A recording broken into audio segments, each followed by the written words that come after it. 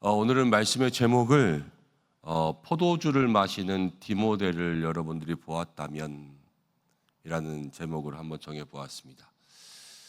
바울이 디모데에게 목회 서신을 지금 써서 보내고 있죠. 이 편지를 받은 내용을 쭉 디모데가 보았다면 참 길게 있었을 거예요. 그런데 내용을 정리하면 이렇습니다. 디모데에게 교회를 맡겼잖아요. 지금 에베소를 보냈잖아요. 근데 그 에베소는 어려운 가운데 있는 교회였습니다. 다른 교훈들도 들어오고 또 거짓된 가르침들도 있고 또 그곳 가운데 있는 사람들도 보면 다 술에 임박히고 또 음탕하고 정절을 지키지 않고 소란스럽고 막 요란하고 그런 사람들 가득한 그런 곳에 보낸 거예요. 그러니까 목회지로 치면 어려운 거죠. 그 어려운 곳에서 이제 디모데가 목회할 때 바울이 이야기하는 첫 번째는 뭐냐면요. 2장부터를 한번 쭉 되짚어보면 첫 번째는 기도하라는 거예요. 기도하라. 첫 번째는 기도하라.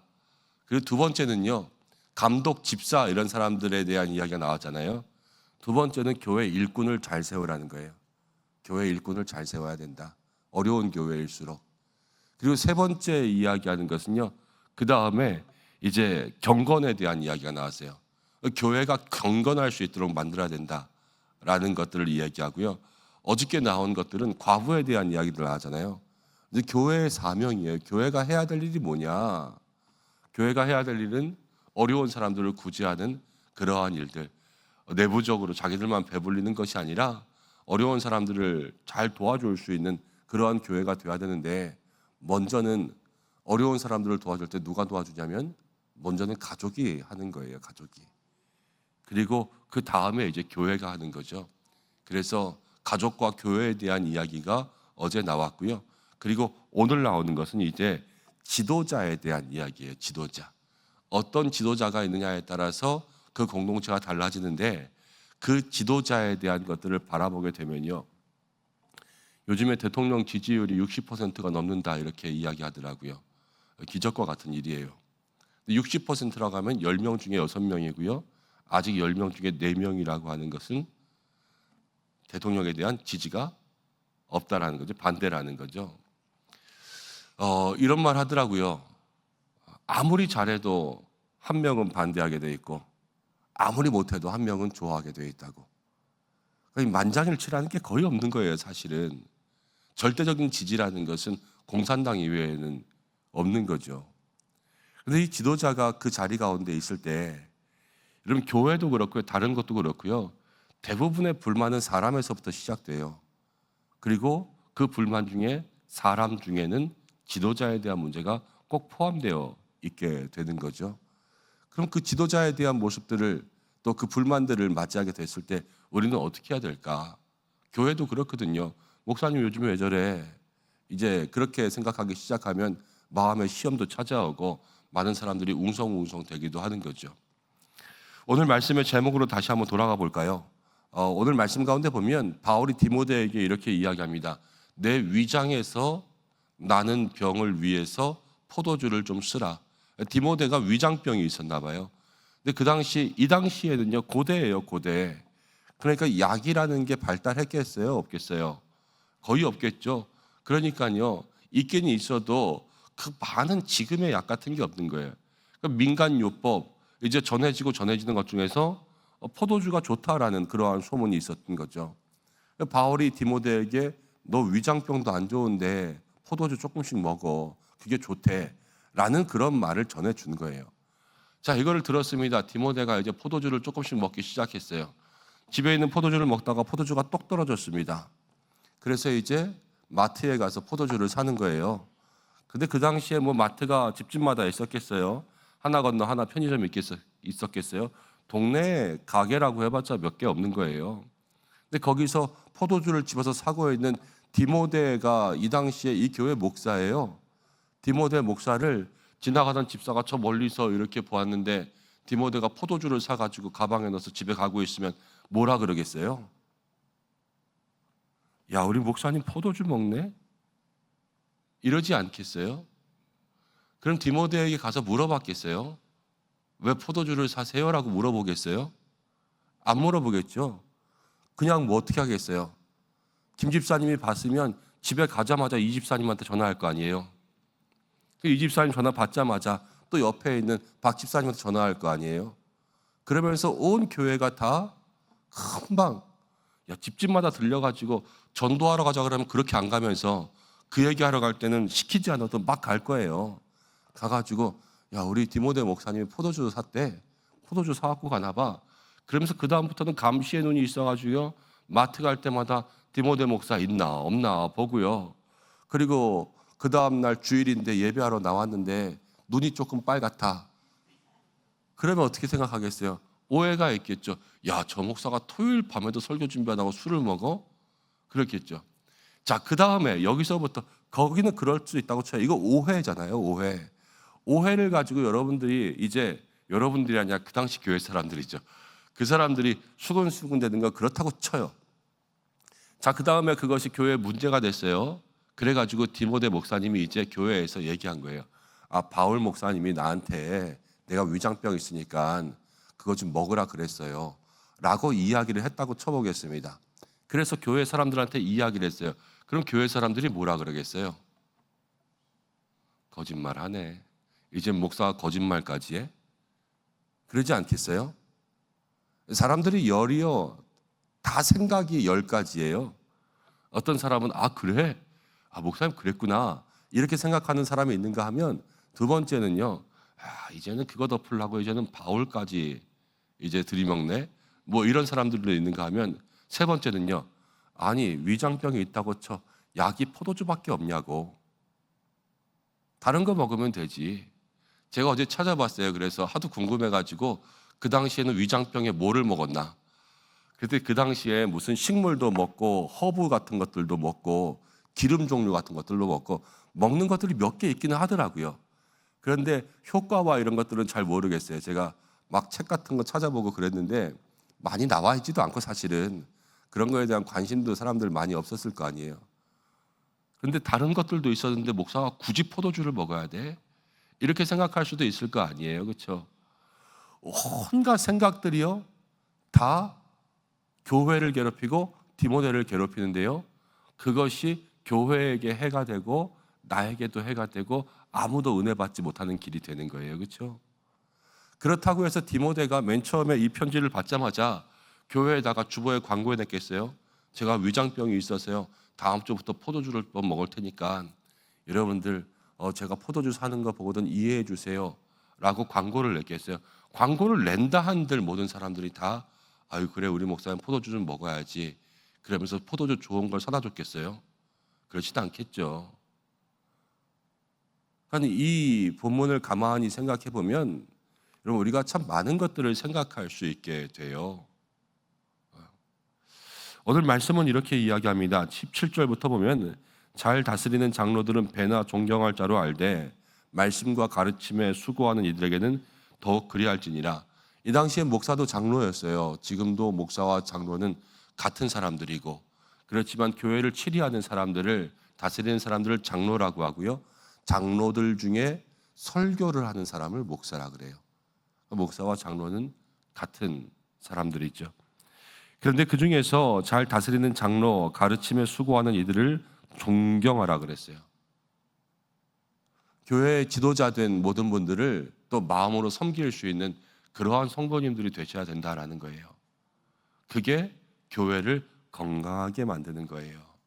그리고 건강한 교회에 있는 것이 우리 모두의 영과 육 가운데 도움이 되는 거예요. 그리고 그것이 올바른 신앙의 길이고요.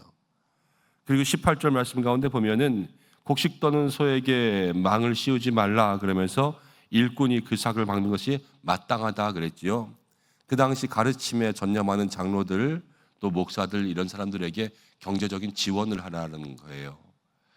그리고 19절 말씀 가운데 보면 장로에 대한 고발은 두세 증인이 없으면 받지 말 것이요. 이게 지도자에 대한 권위를 세워주는 거예요. 권위. 디모데가 포도주 사는 걸 봤어요. 그래서 다른 사람한테 이야기했어요. 야, 디모데 목사님 포도주 사더라. 그러면요, 이제 그 일을 들은 사람이 두세 사람이 함께 가서 그 일들에 대한 것들을 정중하게 물어봤어야 돼요. 왜냐하면 내가 시험 들 수 있으니까. 그리고 또 목사님은 거기에 대해서 정확하게 해명해 줄 수 있어야 돼요. 그렇지 않으면 의혹을 남기잖아요. 그렇죠? 그리고 그 해명에 대해서 인정해 줘야 돼요. 사람이 말을 하면 그렇게 믿어야지. 거짓말 치고 있네. 이렇게 생각하는 그것도 그 사람의 죄라는 거예요. 그렇죠?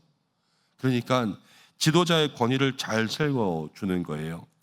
그렇지만 두세 증인이 가서 잘못한 일이 있으면 그 잘못에 대해서 책임도 져야 돼요. 이 지도자라는 사람은 권위도 세워줘야 되지만 면죄부를 받아서도 안 되는 거예요. 목사이기 때문에 다 된다. 이것이 아니라 똑같이 그 모든 일들을 담당할 수 있어야 되죠. 그래서 21절로 가면은 마지막에 이렇게 나와요. 아무도 불공평하게 하지 말며. 불공평하다라는 것은 누군 되고 누군 안 된다라는 거 아닙니까? 그렇죠? 하나님 앞에서는요, 모두가 다 똑같아야 돼요. 그래서 때로는 높은 사람도 잘못한 일에 대해서는 빠져나갈 길이 없어야 돼요. 그래야지 20절 말씀으로 가면 범죄한 자들이 두려워하죠. 저렇게 죄 지으면 빠져나갈 구멍이 없구나 라는 것들을 생각하게 되는 거지요. 그리고 22절로 갑니다. 아무에게나 경솔하게 안수하지 말라 그랬어요. 사람은 오래 봐야지 하는 거예요.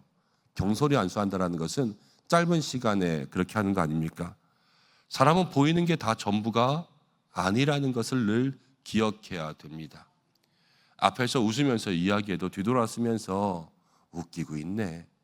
이렇게 하는 사람들도 많이 있어요. 그런 사람들은 경험해 봐야 알아요.